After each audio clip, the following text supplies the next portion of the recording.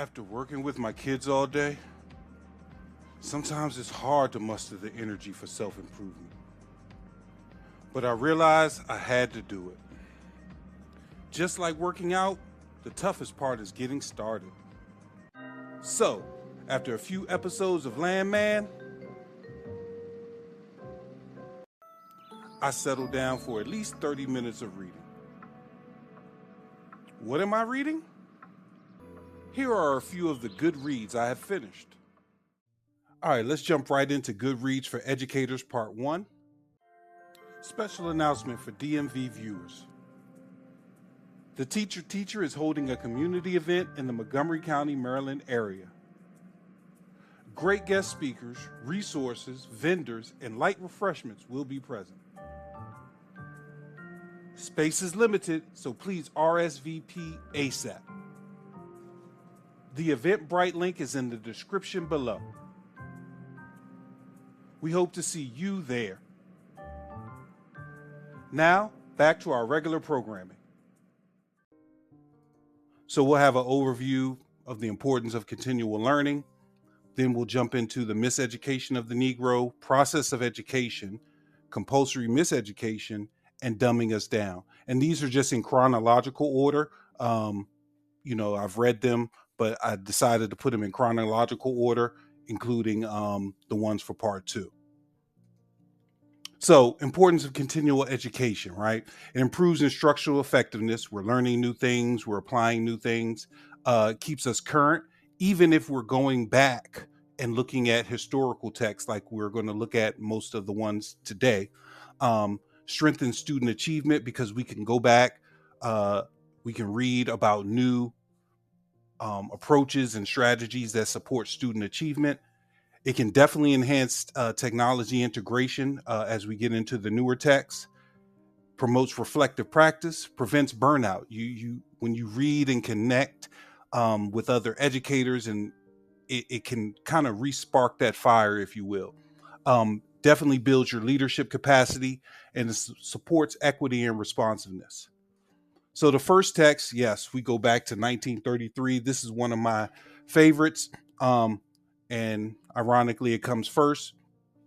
So The Miseducation of the Negro by Carter G. Woodson came out in 1933. But I guarantee you, if you read it, you'll see so many similarities to present day. We're talking about education without self-knowledge, how it's ineffective. We're talking about the control of education, assimilation versus empowerment, neglect of Black history. Ironically, we're in February, and this is coming out. Economic independence, critical thinking, teaching critical thinking, the community responsibility, action-oriented leadership, psychological liberation, and education for real-life problems. So any one of those topics can still be applicable here in 2026. It's a good read.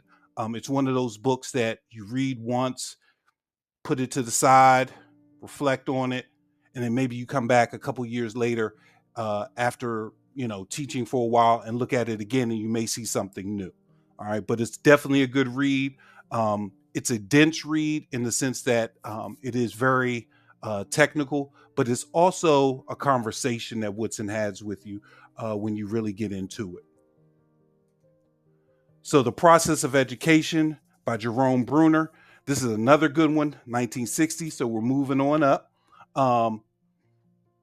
Teaching some of the topics that he covers, any subject at any age, removing that barrier of, this child is in first grade, they can only do this. It's kind of a falsehood, it really is. Spiral curriculums, structure of the discipline, discovery learning, readiness for learning, motivation that applicable at all times, the role of intuition, again, intuition and critical thinking. Scaffolding is a term that we still use today, 2026, but looking at it from a different perspective. The transfer of learning and cultivating thinking, right? Cultivating thinking, not just route memorization or regurgitation, but actual thinking cultivated in the minds of the students so that they can apply it across the board later on. Compulsory miseducation. I like this one because this is the first time I realized the foundation of the public school system structure as it is today. It's still this way. Compulsory education, 1964. So we're 4 years later. This is Paul Goodman. Talks about compulsory schooling limits learning.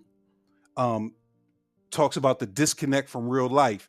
I remember being in the classroom telling kids, oh, when you get into the real world, not realizing, hey, buddy, they're in the real world. This is the real world. It's not some separate domain outside of the school building. But we create that disconnect from real life, conformity over individuality, boredom as a structural issue. We have these kids for 8 hours a day, and sometimes engagement isn't there. One size fits all education. 2026, people, we're still dealing with it. So it's good to see the perspective from some decades ago about how to address that problem. Purposeful learning, alternative pathways, autonomy and responsibility, promoting that amongst our students, curiosity suppression, ensuring that as educators, we're not curbing that curiosity on the part of students, and democratic participation. Great read. And then lastly, Dumbing Us Down, 1991. So we're coming into the newer ages. I know it's still older, but we're coming into the newer ages. Schooling versus education, having that distinction. They're not one and the same. What are some of the hidden curriculum or curricula present? Fragmented knowledge, loss of autonomy. We see that word again. Constant interruption.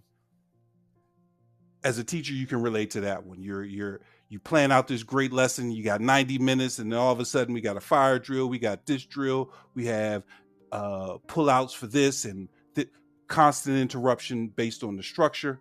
Standardization, external evaluation, learning beyond classrooms, self-directed learning, and freedom and responsibility. So all these topics, if you really look at them, are still topics that we deal with today in 2026. So going back and seeing the perspectives and seeing if there's any insights we can pull can always be of benefit. This is just part one. We'll do another part on the subsequent video, part two, with some newer versions, newer texts. But check them out. Share in the comments what you think about these texts. If you've read them before, provide your comments. Be great to hear what the community thinks. We hope you found that helpful. Increasing my teaching knowledge has become part of my routine. I mean, if I want my students to continuously learn, shouldn't I be an example? Anyways, don't forget to like, comment, and subscribe. See you next time.